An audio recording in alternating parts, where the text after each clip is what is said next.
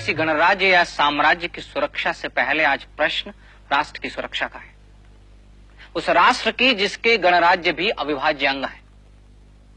अब कैकय व कौरव, मगध व मालव को साथ साथ कंधे से कंधा मिलाकर भारत की सीमाओं की रक्षा करनी होगी।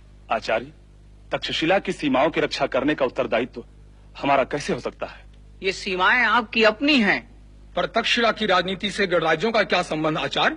हिमालय से लेकर समुद्र पर्यंत भारत एक है, उसकी पग पग भूमि हमारी अपनी भूमि है। पर उस पर हमारा अधिकार तो नहीं है, न हम उससे लाभान्वित होते हैं। यदि कोई आपके मस्तक पर आघात करे तो क्या आपके हाथ नहीं उठेंगे? क्या अपने मस्तक की रक्षा के लिए आपके चरण गतिमान नहीं होंगे? क्या आपकी बुद्धि आपकी रक्षा का प्रयास नहीं करेगी? अवश्य करेगी। आप उसी राष्ट्र के अंग है जिसका अभिसार व तक्षशिला मस्तक है गणमुख्य।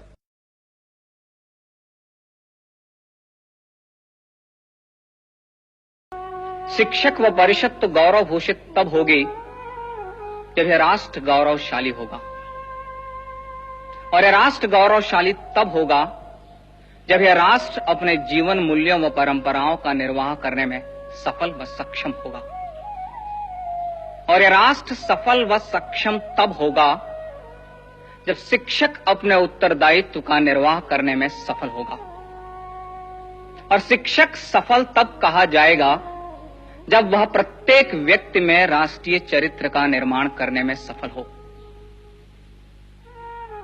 यदि व्यक्ति राष्ट्र भाव से शून्य है, राष्ट्र भाव से हीन है, अपनी राष्ट्रीयता के प्रति सजग नहीं है, तो यह शिक्षक की असफलता है।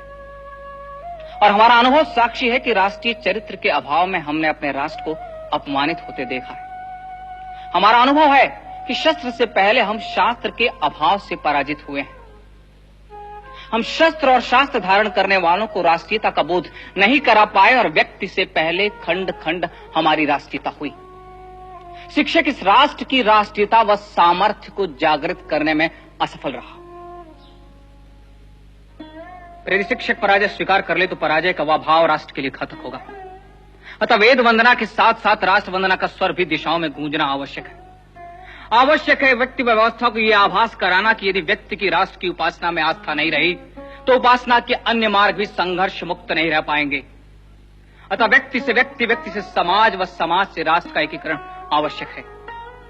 अतः शीघ्र ही व्यक्ति, समाज व राष्ट्र को एक सूत्र में बांधना होगा, और वह सूत्र राष्ट्रीयता ही हो सकती है। शिक्षक इस चुनौती को स्वीकार करे, वह शीघ्र ही राष्ट्र का नव निर्माण करने के लिए सिद्ध हो।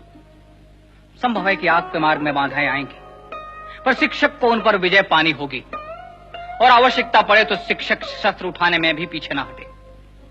मैं स्वीकार करता हूं कि शिक्षक का सामर्थ्य शास्त्र है, पर यदि मार्ग में शस्त्र बाधक हो और राष्ट्र मार्ग के कंटक सिर्फ शस्त्र की ही भाषा समझते हो तो शिक्षक उन्हें अपने सामर्थ्य का परिचय अवश्य दे।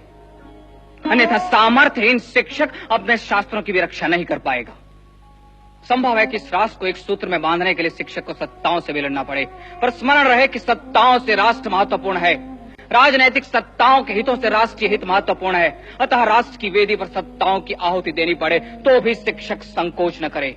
इतिहास साक्षी है कि सत्ता व स्वार्थ की राजनीति ने इस राष्ट्र का अहित किया है। हमें अब सिर्फ इस राष्ट्र का विचार करना है। यदि शासन सहयोग दे तो ठीक, अन्यथा शिक्षक अपने पूर्वजों के पुण्य व कीर्ति का स्मरण कर अपने उत्तरदायित्व का निर्वाह करने में सिद्ध हो। विजय निश्चित है। सप्त सिंधु की संस्कृति की विजय निश्चित है। विजय निश्चित है इस राष्ट्र के जीवन मूल्यों की। विजय निश्चित है इस राष्ट्र की। आवश्यकता मात्र आवाहन की है।